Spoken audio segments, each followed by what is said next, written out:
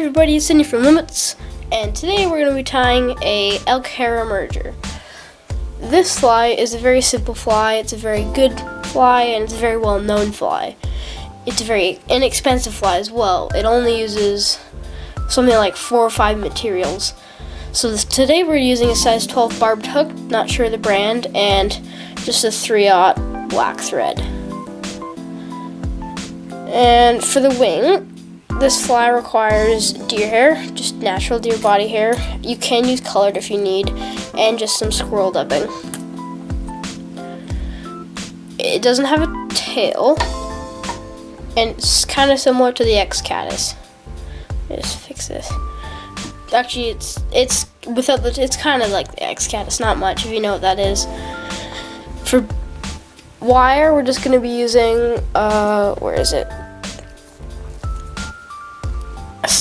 Semperfly large copper wire,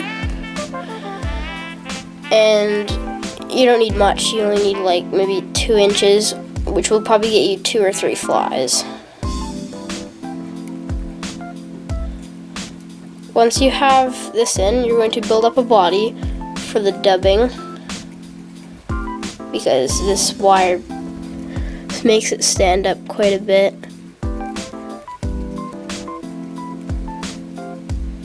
Once you have a decent body, you don't really need to taper this. You kind of maybe want to build it up here and then stop, and this is where we're going to stop right here. I'm just going to kind of make a bigger drop off.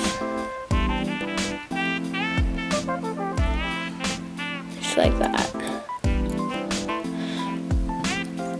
For the color of dubbing, I'm going to be using a reddy brown, like a maroon color. And you're just going to make a nice little dubbing noodle. Here, I'll tilt the camera so you can see the dubbing noodle. It's a fairly thick noodle for this fly because it requires a bit buoyancy from the dubbing, and it also sinks a bit for the, a bit for the fast water, so it sinks. So now that we have it all dubbed up, this should be all the dubbing we need. So thin, then kind of start overlapping, and then it drops straight down, just like that. Really nice taper. And now we're going to make a little base at the bottom, kind of like this. Oopsies. Just gonna let it focus. There we go. And just decently close, just like this, and this, and this. Then when you get here, you're gonna just bend it up, and then you can just tie it on. Just like that. My hands, I got both my hands right here, and the wire staying up here by itself, which is really nice with a large wire, because the smaller wire doesn't seem to do that as well. And then you're just gonna helicopter it off. And it breaks off just perfectly. Here, I'll give you guys a view of what it looks like. Just let me. Pardon my mess here. Here, I'll move all this stuff. You can see how it helicoptered perfectly off.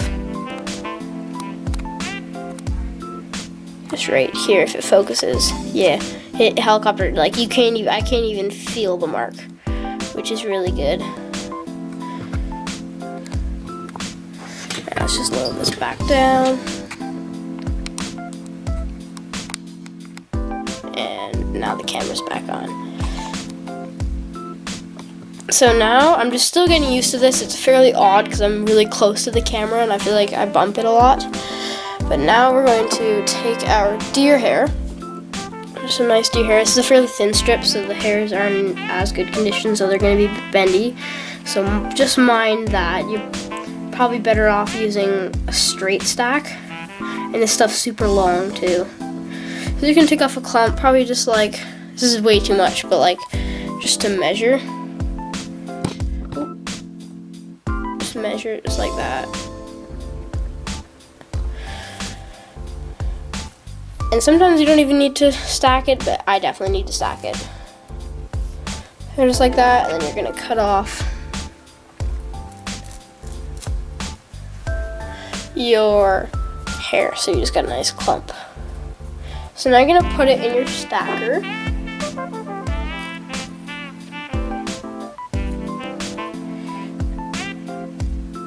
And once it's in your stacker, just tap it on your desk.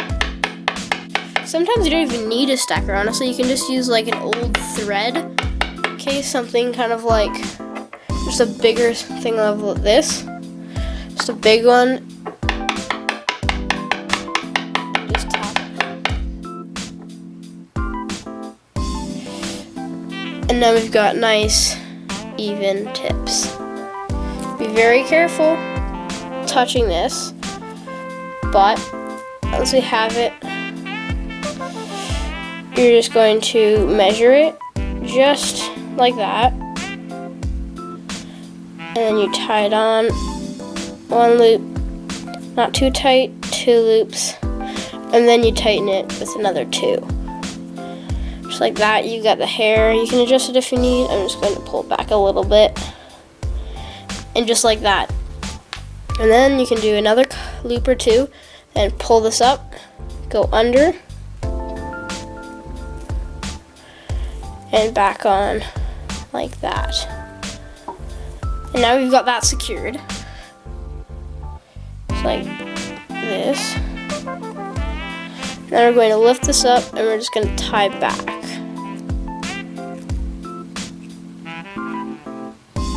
Get nice and close and tight, and see how the hairs stick up? Snip right there so it's nice. I might try using my razor for this.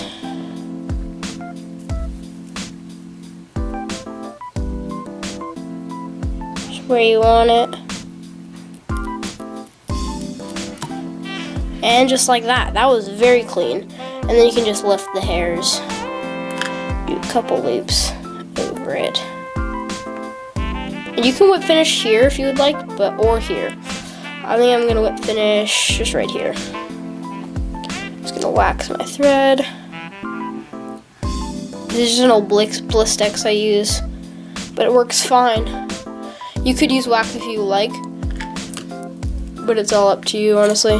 Now to whip finish.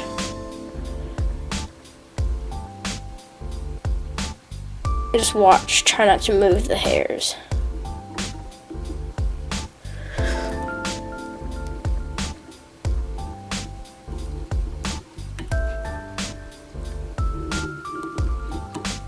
Oh, my phone buzzed, hold on. Actually, no, I won't check it.